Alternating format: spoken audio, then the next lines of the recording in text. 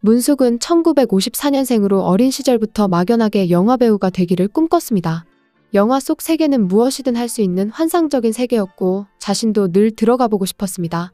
그러다 고등학교 재학 중이던 1971년 TBC 탤런트 모집 광고를 우연히 보게 됩니다.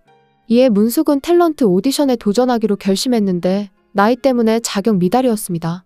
그럼에도 그녀는 교복 차림으로 시험에 도전했고 최종 합격자 명단에 포함되었습니다.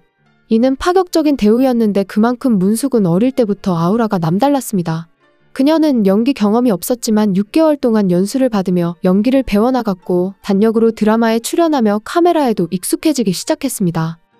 그렇게 2년의 시간이 흐른 1973년 방영 중이던 세나의 집에 주연으로 들어가는 행운을 거머쥐었습니다. 이 드라마는 이미 방영 중이던 인기 드라마로 원래 주연은 미스롯데로 유명한 서미경이었습니다.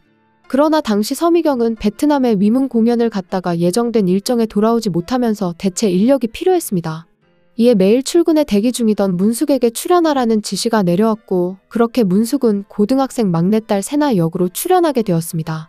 문숙은 이때 큰 인기를 얻게 되었고 잠시 오세나라는 예명으로도 활동했습니다. 문숙은 드라마의 인기에 힘입어 TV 광고에도 출연하게 되었고 만년필과 아이스크림 광고를 찍으며 CF 스타로 올라섰습니다. 이후 영화계 인사들이 이 광고를 보고 문숙의 가능성을 알아보면서 문숙은 영화계로부터 오디션 제의를 받게 되었습니다. 그 영화가 바로 이만해 감독의 태양 닮은 소녀로 이 영화 한 편으로 문숙의 인생이 송두리째 바뀌게 되었습니다. 때는 1974년 5월의 화창한 봄날, 문숙은 영화 오디션을 보러 오라는 연락을 받고 영화사 사무실로 향했습니다. 그런데 영화 감독은 자리에 없었고 30분 뒤에 180이 넘는 훤칠한 사람이 나타났습니다. 아, 미안, 기다리게 해서 정말 미안해요. 그는 바로 영화 만추를 만든 영화계의 거장 이만희 감독이었습니다. 그리고 이만희 감독은 문숙과 인사를 나눈 뒤 카메라 오디션을 시작했습니다. 문숙은 당시를 이렇게 기억하고 있습니다. 그와 눈이 마주치는 순간 갑자기 모든 것이 멈춰진 느낌이었다. 머릿속이 하얗게 되면서 아무 생각도 나지 않았고 심장이 멎는 듯 가슴에 심한 압박감을 느꼈다. 당시 난 오디션을 앞둔 긴장 때문에 이런 걸까 하고 생각했다. 이후 문숙은 태양 닮은 소녀의 주인공으로 캐스팅되었고 촬영이 시작되었습니다. 이 감독은 문숙에게 연기를 주문한 적이 없었는데 늘 이런 식으로 말했다고 합니다. 지금 나를 그렇게 쳐다봤잖아. 똑같이 해봐. 방금 덥다고 얼굴을 문질렀잖아. 그걸 다시 해봐. 그리고 언제나 비정상적이고 급작스럽게 진행되는 충무로에서 이만해 감독만큼은 달랐다고 합니다. 이만해 감독은 절대 큰 소리를 내는 법이 없었고 촬영장은 언제나 화기애애했습니다. 이만해 감독이 조근조근한 말투로 부드럽게 지시를 하면 촬영장에 있던 모든 스태프가 물 흐르듯 움직였습니다. 이런 모습을 본 문숙은 점차 이만희 감독에게 빠져들었다고 고백했습니다. 배우를 유심히 관찰하고 그 배우의 내면에 있는 것을 뽑아내 영화로 옮기는 것이 이만해 감독이었다.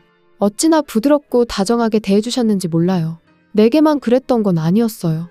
그와 5분 이상 대화를 나눠본 사람들은 하나같이 이만희 감독이 나를 가장 믿고 있다고 생각하게 됐거든요.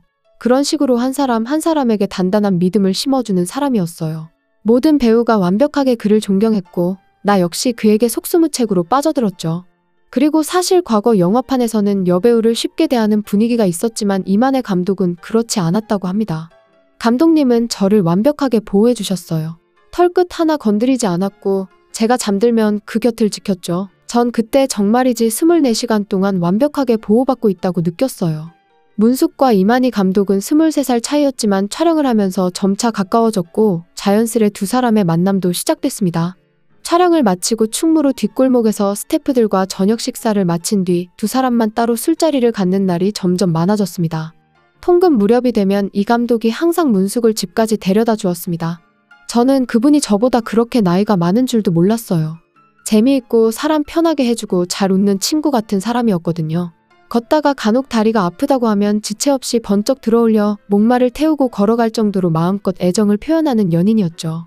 그러다 하루는 이만희 감독이 문숙을 집으로 초대했는데 집에는 홀어머니와 감독의 아이들이 있었습니다. 당시 이만희 감독은 이혼을 한 상태였고 첫 아내와의 사이에서 낳은 세 남매를 키우고 있었죠. 그리고 막내딸이 사람들에게도 잘 알려진 영화배우 이혜영으로 문숙은 당시 초등학생이던 혜영과 금세 친해졌습니다. 8살 차이인 둘은 함께 목욕탕에 가서 서로 때를 밀어주고 동네 가게에서 군것질거리를 사 먹을 정도였습니다. 심지어 이혜영이 중학교에 입학하기 전 문숙은 혜영의 교복과 준비물을 함께 살 정도였죠. 하지만 사실 이만희 감독에게는 여성 편력의 문제가 늘 따라다녔는데 만추를 찍는 과정에서 배우 문정숙과 연문을 일으킨 적이 있었죠. 이에 대해 문숙은 말했습니다. 저 이전에 그분에게 다른 여자들이 있었다는 건 아무 문제가 안 됐어요. 우리가 만난 이후 이 사람은 오직 나를 위해 태어난 남자라는 사실을 한 번도 의심해 본 적이 없기 때문이죠. 한편 문숙은 태양 닮은 소녀로 한국연극영화예술상 신인상을 수상하며 촉망받는 여배우로 거듭났습니다. 그러나 세상은 차츰 영화감독과 신인 배우의 심상치 않은 관계를 눈치채기 시작했습니다. 둘 다 배우자가 없었으므로 불륜관계는 아니었지만 적지 않은 나이차 때문에 사랑을 드러내지도 못하던 상황이었죠. 하지만 문숙에게 세상이 떠들기 좋아하는 얘기들은 귀에 들어오지 않았고 오직 그 사람 외엔 중요한 것이 아무것도 없었습니다. 결국 문숙은 이 감독과 두 번째 영화인 삼각의 함정을 찍게 되었습니다. 이때 이 감독은 문숙에게 청혼했고 둘은 자그마한 절에서 둘만의 결혼식을 올렸습니다. 이어 1975년에는 이만희 감독과 함께 삼포 가는 길이라는 영화를 찍게 되었습니다. 그러나 영화 촬영을 마치고 녹음을 하던 어느 날 이만희 감독은 갑자기 쓰러져 병원으로 실려갔습니다. 중환자실에 일주일 정도 있었어요. 난 그 병실 밖 의자에서 매일 쪽잠을 잤고요. 그러다가 면회가 돼서 딱 한 번 봤는데 서로 아무 말도 하지 못했어요. 무슨 말을 할 수 있었겠어요. 상실감, 그런 단어로도 설명 못해요. 모든 것이 이해가 안 되죠. 결국 1975년 4월 이만희 감독은 병원에 입원한 지 얼마 안 돼서 세상을 떠나고 말았습니다. 그렇게 문숙과 이만희 감독과의 불꽃 같았던 사랑이 끝났습니다. 이만희 감독이 장지로 떠난 날 문숙은 한 선배에게 이렇게 말했습니다. 땅이 아직도 얼어있는데 그 사람은 외로움을 많이 타요. 그리고 춥고 어두운 밤을 아주 힘들어해요. 그리고 1975년 문숙은 삼포 가는 길로 대종상 신인 여우상을 수상해 영화계 신데렐라로 등극합니다. 이후 문숙은 얼마간 영화와 드라마 출연을 지속하지만 배우로 일하는 것이 아무 의미 없이 느껴졌다고 합니다. 그녀를 더욱 힘들게 한 건 세상 사람들의 시선이었습니다. 저는 영화감독과 살던 여배우잖아요. 사람들은 그걸 아무나 건드려도 되는 여자로 여긴 거예요. 별의별 사람들이 다 어떻게 해보겠다고 접근하는데 정말 황당할 뿐이었죠. 그러던 중 외국을 오가며 사업을 하는 한 남자를 만났고 남자는 곧 그녀에게 청혼하였습니다.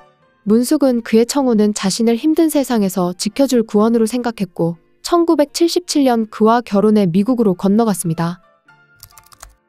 문숙은 한국 사람이 한 명도 없는 곳으로 가고 싶어 했고 1977년 미국 플로리다로 떠났습니다. 이후 애들 둘을 낳으며 평범한 가정을 꾸려가기 시작했지만 1992년 이혼하고 말았습니다. 그리고 문숙은 미국에서 미술대학을 졸업한 뒤 매년 개인전을 열며 작품 활동을 했다고 합니다. 이처럼 화가로 활동하면서도 명상치유의학과 자연건강음식을 공부하며 요가 강좌를 열었습니다. 요가를 하면서 나 자신의 몸을 다스리는 법을 알게 됐어요. 나를 바꿀 수 있는 사람은 나밖에 없더군요. 음식의 중요성을 알게 된 것도 그때예요. 무엇을 먹느냐에 따라 내가 달라지더군요. 한때는 저도 커피와 팬케이크를 좋아하는 도시 여자였지만 지금은 껍질을 벗기지 않은 과일을 깨물어 먹고 통곡물로 식단을 꾸리며 몸을 다스리는 것에 더 익숙합니다. 그러던 지난 2004년 뉴욕에서 우연히 삼포 가는 길을 다시 보게 되었습니다. 사실 문숙이 오랜 시간 애써 피해왔던 영화였지만 한 지인이 전화를 걸어와 같이 보러 가자고 제안했습니다. 이에 문숙은 너무 놀라 아무 대답도 하지 못했는데 미국으로 떠난 뒤 누구에게도 배우였다는 사실을 말하지 않았기 때문입니다. 그러자 전화를 건 지인이 말했습니다. 왜 얘기하지 않는지 모르겠지만 내가 보기엔 당신이 그 영화 주인공인 게 분명하다. 같이 보러 가면 좋겠지만 당신이 가기를 원치 않는다면 나는 혼자라도 보러 갈 것이다. 문숙은 당시를 이렇게 기억했습니다. 만나지 않으려고 그토록 도망다니던 영화 삼포 가는 길이 30년 만에 나를 찾아낸 것이, 게다가 내가 사는 곳에서 멀지 않은 곳에서 상영된다는 것이 우연치고는 너무 운명적으로 여겨졌어요. 게다가 제 딸이 마침 그 영화를 찍을 때의 저와 정확히 같은 나이였죠. 저는 우연이라는 모습으로 제 앞에 나타나는 숙명적인 사건을 받아들이기로 했어요. 그래서 딸에게 전화를 걸어 엄마가 내 나이였을 때의 모습을 보고 싶으냐고 묻고 딸과 함께 영화를 봤다고 합니다. 그리고 지난 2015년 문숙은 영화 뷰티 인사이드로 무려 38년 만에 대중에게 돌아왔습니다. 문숙이 뷰티 인사이드로 복귀를 결심한 이유는 바로 이수 역을 맡은 배우 한효주의 진심 때문이었습니다. 한효주는 오래전 문숙의 이야기를 접하면서 깊은 감명을 받았고 이에 무작정 하와이까지 찾아갈 만큼 정성을 더해 그의 복귀를 도왔다고 합니다. 특히 한효주는 뷰티 인사이드에 캐스팅이 된 후 엄마 역으로 문숙을 추천했고 문숙은 한효주의 진심 어린 조언 덕에 출연을 결심했다고 전해집니다. 그렇게 배우 문숙은 자고 일어나면 모습이 바뀌는 우진의 엄마로 강렬한 존재감을 드러내며 화제를 모았습니다. 한편 문숙은 이혜영과 함께 이만희 감독 타겟 40주기 추모전에 참석했습니다. 문숙은 이혜영을 오랜만에 보고 이렇게 말했습니다. 혜영이가 제가 라면을 끓여주던 게 기억난다고 하더군요. 제게 이혜영 씨는 약간 수줍은 듯하지만 눈빛이 사랑으로 가득 차 있는 정이 많아 보이는 귀여운 아이로 기억에 남아있어요. 마지막으로 문숙이 기억하는 이만희 감독과의 촬영 당시 이야기를 들려드리며 영상 마치겠습니다. 그분은 저 자신도 알지 못하는 제 안에 어떤 면을 찾아내 영화 속에 살려내곤 했어요. 그랬기 때문에 함께 영화를 찍는 게 즐거웠고 무척 편안했죠. 또 이미 머릿속에 모든 콘티가 완벽하게 들어있어서 나머지 사람은 그저 따라가기만 하면 됐어요. 오늘 이야기는 여기까지입니다. 재밌게 보셨다면 구독과 좋아요 부탁드립니다. 지금까지 길비디오였습니다.